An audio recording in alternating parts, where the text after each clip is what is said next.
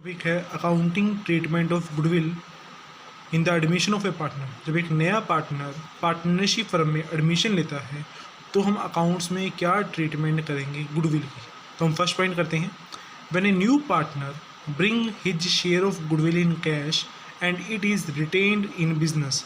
जब एक नया पार्टनर अपने हिस्से की गुडविल कैश में लेके आ रहा है और उसको हम बिजनेस में रख रहे हैं, ठीक है ना।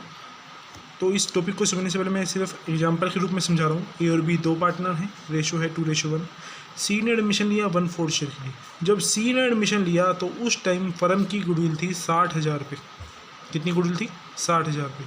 अब आगे जाके सी को भी उस फर्म में गुडविल में हिस्सा मिलेगा, पर यहाँ जो फर्म की गुडविल थी 60,000 रुपये सी के एडमिशन के टाइम पे, वो गुडविल पर सी का हिस्सा नहीं बनता, क्योंकि वो किसके एफर्ट्स हैं? ए और बी के। ए और बी ने अपनी मेहनत से फर्म की गुडविल बनाई 60,000 रुपये, ठीक है ना। तो सी का उसमें कोई भी रोल नहीं है। क्यों? क्योंकि सी के एडमिशन के टाइम पर वो फर्म की गुडविल है। तो सी ने जब एडमिशन लिया उस टाइम वो फर्म की गुडविल पहले से थी ना, तो इसीलिए सी का वहाँ पर कोई भी रोल नहीं है। पर आगे जाके सी को भी हिस्सा मिलेगा उस गुडविल में। पर अगर आगे जाके सी को हिस्सा मिलेगा तो उसमें उसका रोल तो नहीं है। तो इसीलिए जितना हिस्सा उसको आगे जाकर मिलेगा उतना हिस्सा वो अभी लेकर आएगा एडमिशन के टाइम पर। अगर उतना हिस्सा वो अभी लेकर आएगा तो पैसे कहाँ पे जाएंगे? फर्म में जाएंगे। और किसको मिलेंगे? ए और बी को मिलने चाहिए, क्योंकि मेहनत किसकी है? ए और बी की है। तो अभी उसका किसको मिलना चाहिए? ए और बी को मिलना चाहिए। तो कैसे मिलेगा हम रीड करते हैं। जब एक नया पार्टनर अपने हिस्से की गुडविल कैश में लेके आता है और उसको हम बिजनेस में रख रहे हैं तो क्या करेंगे। अब मान लो फर्म की गुडविल 60,000 रुपये थी, सी 1/4 हिस्सा लेके आ रहा, तो कितना बना? 15,000 रुपये। तो सी अगर अपने हिस्से की गुडविल कैश में लेके आ रहा है फर्म में, तो फर्म में पैसा कहाँ जमा होता है? बैंक में। बैंक कौन है? आर्टिफिशियल पर्सन है। पर्सन है तो पर्सनल अकाउंट का रूल, डेबिट द रिसीवर, तो बैंक अकाउंट डेबिट। इतनी बात क्लियर है। अब सी अपने हिस्से की गुडविल लेके आ रहा है, पूरे फर्म की गुडविल नहीं लेके आ रहा 60,000 रुपये, अपना हिस्सा उसका कितना बनता है? 15,000 रुपये। तो जब अपने हिस्से की गुडविल लेके आ रहा है तो समझ कि वो किस्त लेकर आ रहा है। किस्त को हम इंग्लिश में क्या कहते हैं? प्रीमियम। तो जब वो सी अपने हिस्से की गुडविल फर्म में लेके आएगा तो फर्म के लिए वो क्या है? इनकम है। इनकम को हम क्या करते हैं? क्रेडिट करते हैं। तो जिस नाम से हम क्रेडिट करेंगे वो नाम होगा टू प्रीमियम फॉर गुडविल। क्या नाम होगा? To premium for goodwill. Clear इतनी बात। अब ये गुडविल मिलेगी किसको? ए और बी को, क्योंकि आगे जाके इस 60,000 में से 1/4 हिस्सा सी को मिलेगा। तो जो अब 15,000 रुपये सी लेकर आ रहा है वो किसको मिलेगा? ए और बी को। किस रेशो में? जितना ए और बी ने सी को सेक्रीफाइस किया है। सी को जो हिस्सा 1/4 मिला है वो किसने दिया है? ए और बी ने दिया ना। तो ए और बी ने अपना कुछ हिस्सा सेक्रीफाइस किया, तो जितना ए और बी ने सेक्रीफाइस हिस्सा किया है उतना हिस्सा सी का किसको मिलेगा? ए और बी को मिलेगा। किस रूप में? गुडविल के रूप में। तो अभी गुडविल किसको मिलेगी? ए और बी को मिलेगी।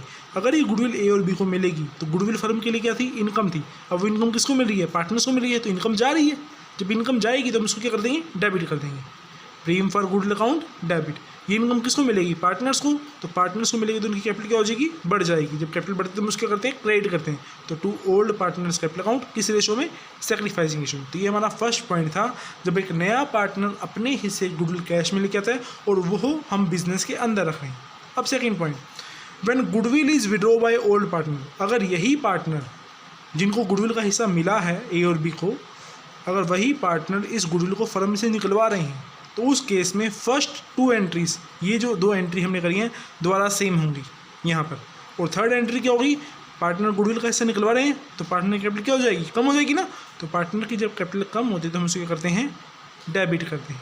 कब? जब कैपिटल कम होती है। तो old partners capital account debit. अब ये पैसा कहाँ से जाएगा? फर्म से जाएगा। तो फर्म में पैसा कहाँ पड़ा है? बैंक में। तो बैंक क्या है? आर्टिफिशियल पर्सन है। पर्सन है तो पर्सनल अकाउंट का रूल, क्रेडिट द गिवर, तो टू बैंक के नाम से एंट्री हो जाएगी। क्लियर है। कौन सा अमाउंट आएगा यहाँ पे? जो ये अमाउंट लिखा होगा। अब लास्ट पॉइंट,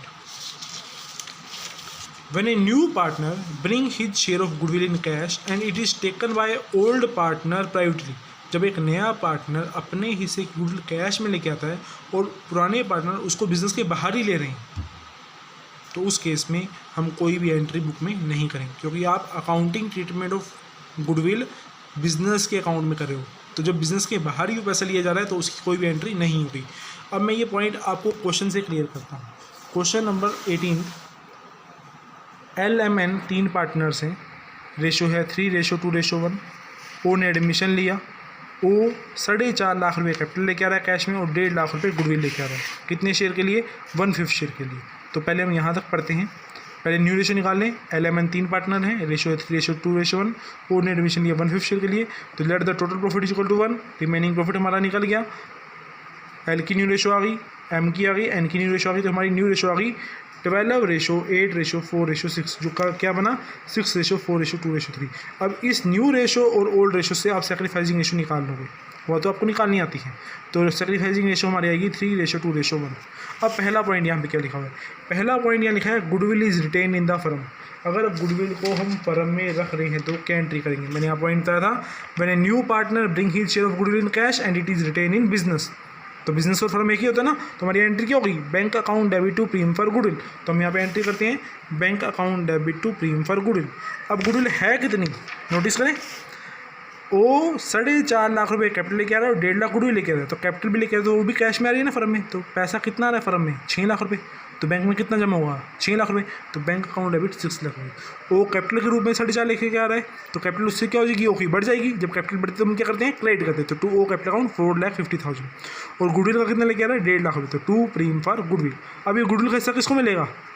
LMN को। किस रेशो में? सेक्रीफाइसिंग रेशो में। तो premium for goodwill account debit to LMN in their sacrificing ratio. 1.5 lakh का 3:2:1 जो हमारी सेक्रीफाइसिंग रेशो है। अब इसमें सेकंड पॉइंट है goodwill is withdraw by old partner. अगर गुडविल ओल्ड पार्टनर निकलवा रहे हैं तो मैंने पॉइंट बताया था कि अगर ओल्ड पार्टनर गुडविल निकलवाते हैं तो पहली 2 एंट्री सेम होंगी, तो आप यही दोनों एंट्री सेम कर दोगे। और थर्ड एंट्री क्या होगी? Old partner sector account debit to bank. तो हमारे ओल्ड पार्टनर्स कौन थे? LMN account debit to bank 73,000, 4,000, 25,000 और 1.5 लाख। क्लियर है बात? यहाँ तो कुछ पूछना तो बोलिए। अब अगला क्वेश्चन देखिए।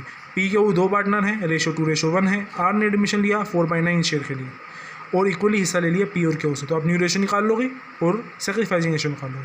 आर 2,50,000 कैपिटल लेके आ रहा है और 1,80,000 गुडविल लेके आ रहा है। तो सेम पॉइंट है bank account debit to R capital और 2 प्रीमियम फॉर गुडविल और फिर premium for goodwill account debit to जो बाकी पार्टनर्स है remaining in their sacrificing ratio. इस वजह से हमने क्वेश्चन करना है। क्वेश्चन नंबर 20, 21, 22, 23 ये सारे क्वेश्चन सेम हैं। क्लियर है?